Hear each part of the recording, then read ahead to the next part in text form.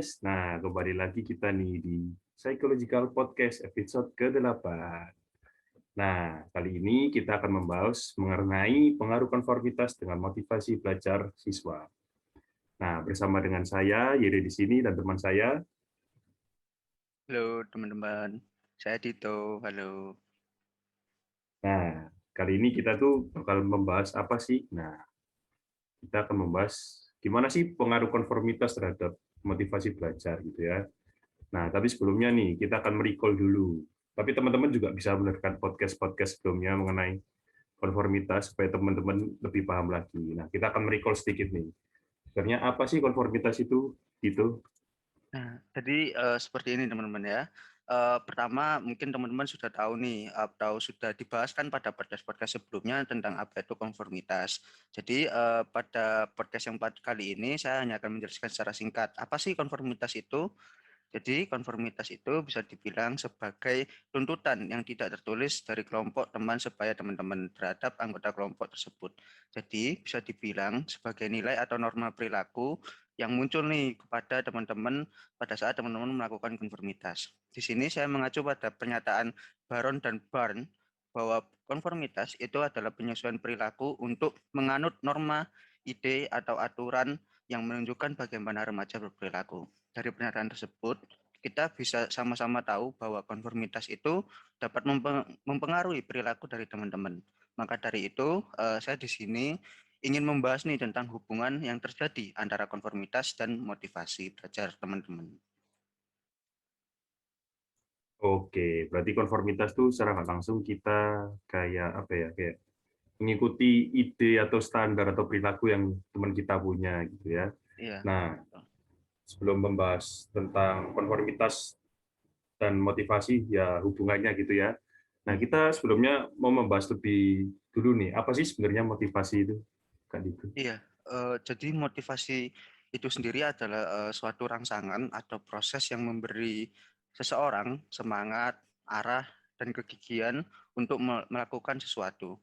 Jadi jika teman-teman ini memiliki motivasi yang baik, maka teman-teman ini memiliki semangat dan jiwa yang tinggi untuk belajar terus-menerus. Jadi seperti itu sih untuk motivasi. Oke, berarti bisa dibilang motivasi itu seperti penggerak seseorang untuk melakukan sesuatu itu ya. Ya, betul, betul Oke, sekali. berarti motivasi ini bisa dibilang juga penting gitu ya buat manusia. Gitu. Sangat, sangat penting. Oke. Nah, mungkin sudah tahu nih, sudah tadi kan sudah dibahas tentang konformitas, juga dibahas mengenai motivasi itu apa. Nah, mungkin bisa dijelaskan langsung aja deh mengenai kenapa sih konformitas ini bisa mempengaruhi motivasi belajar pada siswa. Baik, jadi begini ya teman-teman, seperti yang sudah dijelaskan sebelumnya bahwa konformitas itu dapat mempengaruhi perilaku. Contohnya seperti ini nih, saya jelaskan teman-teman. Kalau misalnya teman-teman punya teman yang memiliki motivasi yang baik, maka teman-teman juga akan memiliki motivasi belajar yang baik juga. Kenapa kok bisa begitu? Karena teman-teman akan merasa kalau tidak memiliki motivasi yang baik, teman-teman merasa bahwa teman-teman ini berada di luar dari kelompok lingkungan sosial yang ada di sekitar teman-teman. Nah, perasaan itu bisa muncul karena teman-teman ini tidak bisa mengikuti norma yang ada di kelompok itu. Nah, maka dari itu mungkin saya sedikit jelaskan nih tentang pandangan saya, kenapa sih orang kok mau melakukan konformitas. Jadi, orang mau melakukan konformitas itu karena adanya rasa takut akan penolakan oleh lingkungan sosial di sekitar kita. Jadi dari pendapat tersebut menunjukkan kalau orang itu akan melakukan apapun untuk bisa diterima di lingkungan sosialnya. Nah, salah satunya itu bisa berubah seperti motivasi belajar. Motivasi belajar yang baik bisa muncul karena itu keinginan kita untuk diterima oleh lingkungan di sekitar kita, yang membuat kita juga harus memiliki motivasi belajar yang bagus. Nah, jadi seperti itulah bagaimana konformitas ini dapat mempengaruhi motivasi belajar teman-teman. Namun, karena pendapat saya juga ingin mengingatkan kepada teman-teman untuk berhati-hati dalam melakukan konformitas. Jika kita salah memilih kelompok atau lingkungan sosial yang mau kita masuki, maka akan berdampak buruk bagi diri kita. Maka dari itu kita harus memilih kelompok atau lingkungan sosial yang dapat meningkatkan diri kita. Salah satunya yaitu mencari kelompok atau teman-teman kita yang memiliki motivasi belajar yang baik, yang tinggi agar kita juga mengikuti orang-orang yang seperti itu atau mengikuti motivasi belajar mereka. Jadi seperti itu. Oke, berarti bisa dibilang misalnya nih teman kita itu motivasi belajarnya tuh tinggi gitu ya. Hmm, Nah, kita bisa mengikuti teman kita itu yang motivasinya tinggi supaya kita juga mempunyai motivasi yang tinggi juga. ya, betul Oke. seperti itu. Jadi bisa gitu ya hubungannya ya. Dari penjelasan dari Dito juga Hmm, gampang banget nih dipahami teman-teman.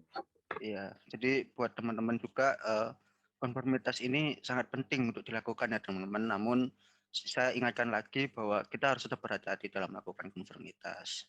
Benar sekali. Dalam melakukan segala sesuatu kita juga harus melakukan dengan hati-hati. Apalagi Ya, konformitas gitu ya, bisa membawa iya, dampak yang positif atau negatif nih bagi kita semua. Nah, terima kasih untuk penjelasan tentang konformitas dan hubungannya terhadap motivasi belajar. Nah, akhirnya kita semua di sini bisa mendapatkan ilmu baru nih, dan semoga ilmu baru ini bisa bermanfaat bagi kita semua. iya. Sama-sama terima kasih juga nih buat teman-teman yang sudah mendengarkan podcast ini. Sekali lagi semoga ilmu yang saya sharingkan di sini dapat bermanfaat juga buat teman-teman. Sampai jumpa. Oke, terima kasih Dito, juga terima kasih teman-teman yang sudah mendengarkan. Semoga sehat selalu, dan tetap ingat 3M, jaga jarak, pakai masker, dan selalu mencuci tangan. Sampai jumpa teman-teman. Dadah.